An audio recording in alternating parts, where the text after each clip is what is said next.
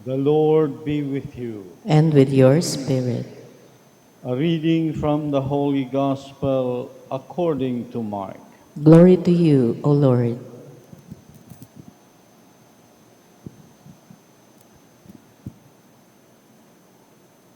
Jesus went out along the sea. All the crowds came to him and he taught them. As he passed by, he saw Levi, son of Alphaeus, sitting at the customs post. Jesus said to him, "Follow me." And he got up and followed Jesus. While he was at table in his house, many tax collectors and sinners sat with Jesus and his disciples, for there were many who followed him. Some scribes who were Pharisees saw that Jesus was eating with sinners and tax collectors and said to his disciples, "Why does he eat with tax collectors and sinners?" Jesus heard this and said to them, "Those who are well do not need a physician, but the sick do. I did not come to call the righteous, but sinners."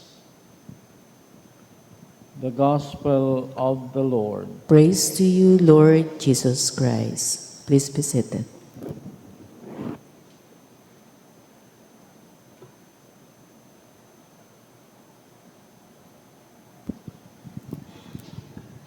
Praise be Jesus Christ. Now and forever. Good morning, dear friends. Pakibati din ng magandang umaga ang ating mga katabi at gayon din sa ating mga online parishioners. Thank you for praying with us. A few days ago, Jesus called the fishermen, the two brothers, Simon and Andrew and James and John. Now He's calling another disciple, this time a tax collector. If you are an HR expert or human resource manager, you would doubt the capacity or capability of Jesus to hire the right people. Parang kung ikaw ay nag-i-interview ng mga empleyado sa kumpanya mo o departamento mo, hindi ka pipili ng mga taong di naman qualified. Kaya nga ang dami-daming battery of tests para makita mo na itong taong ito ay karapat-dapat sa ibibigay mong trabaho sa kanya. So we may say, with all due respect, Jesus was a lousy HR manager. Talagang hindi niya tinitinan. Ano ba itong mga sinasabihan niya ng follow me, follow me. And yet, that's the beauty of it all. The beauty of the call is that God does not call the qualified. He qualifies those whom He calls.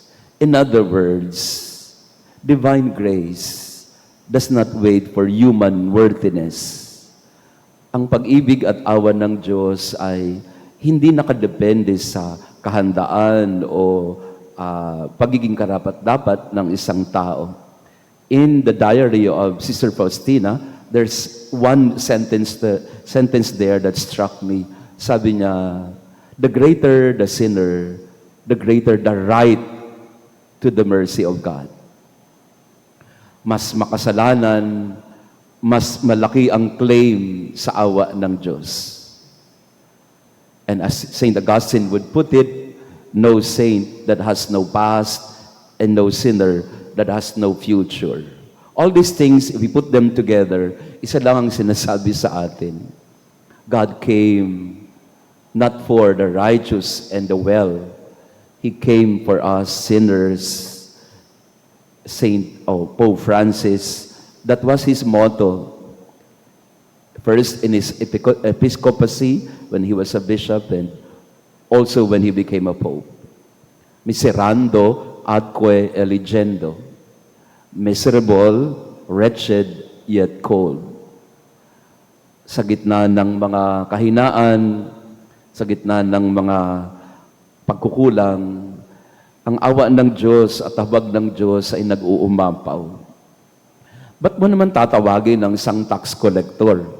No? We call him Matthew, but Mark calls him Levi. Why would you call him? He is a public sinner. At that time, in the time of Jesus, the tax collectors were considered as, kung meron mang mga makasalanan, ang mga tax collector ay mga triple na makasalanan. Bakit tatlong antas ng kanilang pagiging makasalanan? Una, dahil sa panloloko nila sa kanilang kapwa. Kasi nga, tinotongpats nila. Taga-kolekta ng buwis eh. Again, with all due respect, sabihin natin, taga-BIR. Meron akong kausap the other day, sabi niya, Father, garapal, ang kakapal. Sabi niya, andito na nga, dami ng skandalo sa Senado and all that. Humihingi pa rin sa akin, Father. Pero hindi pa rin sila naapektuhan. No, kasi may inaayos daw siya sa BIR. Sabi niya, hindi pa kayo naapektuhan sa nangyayari sa Senado? Yeah. Siyempre, dahil nga ikaw ay hindi ka makakooperate ng business mo pag hindi ka nagkaroon ng permit and you have no dealings with them, kaya bibigay ka na lang, lalagyan mo na lang yung taga-BIR. Yun ang sabi niya, galit na galit siya, no? Parang, hindi pa kayo nakahihiya niyan, no? Na, andito na nga, skandalo na nga malaki ito, tapos hindi ka pa rin naapektuhan niyan. Humihingi ka pa rin ng tongpats. Ganun po si Mateo. Kaya kung tutuusin ay, Lord naman, ba't naman tatawagin mo yan eh? Ang itim-itim ng budi niyan. No, wala nang konsensya yan. So in that level of personal corruption, sabihin natin na, hindi siya karapat-dapat, huwag mo siyang tawagin. Secondly, traitor din siya. Traitor siya sapagkat ang kinukunan niya ng buhay sa mga kababayan niya. Okay lang sana kung tinutongpats niya yung mga Romano eh. Pero hindi eh. Nagko-collaborate siya with the oppressor. So that's the second level of corruption of the tax collectors. Banloloko na sila at traidor pa sila sa kanilang bayan.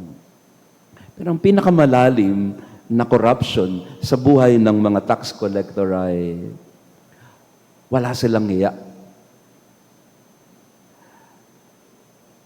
Yung hindi na sila nahihiya, pakialam ko sa inyo. Yan. Mas maano yan eh. And we call that yung, hindi lang makapal na mukha eh. Ang sabihin natin na, well, in English we call it numb. They are numb already to what they're doing. Sa atin, ang tawag natin doon, ano na eh, hindi na, beyond kapal na mukha na eh. No? Hindi lang walang konsensya eh. I don't know kung may tawag pa na. Pero basta sa kanila, wala nang hiya. Walang hiya. Kaya kung ikaw, tatanungin mo sarili mo, Lord naman, ba't yan ang tinawag mo? Kapal na mukha niya, walang yan, makasalanan yan, korap yan. At doon kahahanga sa awat habag ng Diyos. Para sa mata ng Panginoon, sa kanyang puso, no one is beyond redemption. No one is beyond the compassion of the heart and the mercy of God. And I think we need to learn from Jesus. We need to learn from Jesus about how we deal with one another. Lalo tigit, no, yung kawalan natin ng malasakit o awa o habag sa isa't isa. Sabi niya, Father, minsan po may kausap ako, isang nanay, meron siyang 2 anak. Sabi niya, Father, araw-araw nagkakasala ako. Kaya hindi ko na alam ang gagawin ko dahil araw-araw na pag nakikita ko yung 2 daughter ko, lagi akong galit, naiinis ako sa kanila. Sabi ko, bakit naman po kayo naiinis? Anak niyo po yan. Sabi niya, Father, una, hindi na nagdadasal. Nung mga bata yan, lagi kong karay-karay sa simbahan yan eh. Kung saan-saan kami napupunta, masunuri naman yung mga bata. Itong tumanda na, nagkaasawa na, wala na. Yayain ko magsimba pag linggo. Ala, Father, parang walang naririnig sa akin. At ang pinaka talagang kinaiinisan ko sa 2 anak ko na ito, may asawa sila pero hindi sila nagpapakasal. Ang tagal-tagal ko na sinasabi sa kanila, pakasal na kayo, kasalanan niyang ginagawa ninyo, etc., etc. So araw-araw daw na ginawa ng Diyos ay nagkakasala siya. Kasi doon pa nakatira yung dalawang anak niya sa bahay niya. Gusto niya nang palayasin at pinapalayas na nga niya, ayaw naman umalis. Binibigyan niya ng house rules na pakasal na kayo. Pag di kayo magpakasal, palalayasin ko kayo. Walang naririnig daw sa kanya. Talagang araw-araw, galit siya at araw-araw nagkakasala siya. Ang tanong niya sa akin, kung ikaw, Father, nakalagay sa sitwasyon na ganyan, di ka ba magagalit? Sabi ko sa kanya, buti na lang wala ho ako dyan. But I was telling her, maybe your daughters need another approach. Do what you need to do. Remind them what you need to tell them. Do not compromise. Let them know where you stand. But always bring the truth to them in love. Truth is best delivered in love. In other words, alam na mga anak mo kung saan ka nakatindig, pero hindi ibig sabihin na araw-araw kinamumuhian mo sila. Look at them with compassion. I think that's what changed the heart of Matthew, of Levi. When Jesus looked at him, gazed upon him with so much love and compassion. Matthew knew he was not worthy, but when perhaps he came face to face with Jesus and he saw the eyes of Jesus without judgment, he saw the eyes and the gaze of Jesus, the look of love, as they call it. Maybe that's the thing I was telling this mother. Maybe that is what you need to do when you deal with your daughters. Look at them, not with spite. Look at them with love. Not because they're doing something right.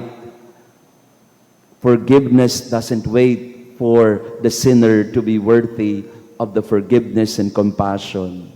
Look at them with love. Kasi pagka araw-araw ang tingin mo sa kanila ay mga buwisit sa buhay mo, talagang hindi magbabago yan. If you want to tell them the truth, deliver the truth in love. Miserando at coeligendo, in our wretchedness, the Lord comes to bring us compassion. The grace of God does not wait for our worthiness. The grace of God is given before and beyond our unworthiness or worthiness of this grace. So in this Mass, we pray that we become more like Jesus every day. Na matularan natin yung puso ni Jesus na when we look at people, we don't look at them with hatred or judgment. But we look at people, we look at them with the gaze of Jesus, with the heart of Jesus. We give them a look of love, and we give them the heart of mercy and compassion. Pakasabi sa katabi mo, o ayan, tinamaan ka ba? Baguhin mo na yung paraan mo ng pagtingin sa asawa mo, sa kapatid mo, sa anak mo. Araw-araw na lang kayo nag-aaway. Baka paraan na ngayon ng Panginoon na sasabihin sa'yo, look at them in another way. Maybe you will not sin anymore as you used to do. Praise be Jesus Christ. now and forever. Let us pray. Nourished for our healing by your sacraments, O Lord, may we escape every snare of the enemy unharmed, just as by your grace, Saint Anthony Abbot won glorious victories over the powers of darkness through Christ our Lord. Amen. Maraming salamat po ulit sa inyong pagdalo. To our visitors and pilgrims, thank you for praying with us. And our online parishioners, thank you also for always there for us. Especially, meron pong mga nagko-comment na, Father, pag binabati niyo po kami sa online, pwede po ba tumingin kayo sa camera? So, asan ba yung camera dito? Ayun, so daw po. Kasi para daw makita. They would like to be seen. They would like to be seen. So, I was fascinated with it. Kahit pala online, gusto nilang makita ko daw sila. Nasa ba yung camera natin? Ito, ayaw. Ayun. Gusto nila po yung mga online natin. Pag binabati daw sila, gusto nila na nakatingin sa camera sa kanila. Pahala kayo dyan, no? But I think that's a human need to be seen. And that's what Jesus gave to Matthew, to Levi. He saw Levi. And that look of love, that look of mercy of Jesus transformed this public sinner. Tingin ko ganun eh. Depende sa paano ka tumingin sa kanya. Pero pagka tingin mo sa anak mo, kapatid mo, asawa mo, may pagkamuhi, hindi magbabago talaga yan. But if you look at them with love, if you gaze at them with compassion and mercy, they will melt before your loving and tender heart. So this is the message for us today. As Jesus showed compassion to Levi, the public sinner, may we also show that compassion and mercy to one another. The Lord be with you. And with your spirit. And may our loving God bless you and your family, the Father, the Son, and the Holy Spirit. Amen. Our Mass has been offered. Go in peace to love and serve the Lord. Thanks be to God.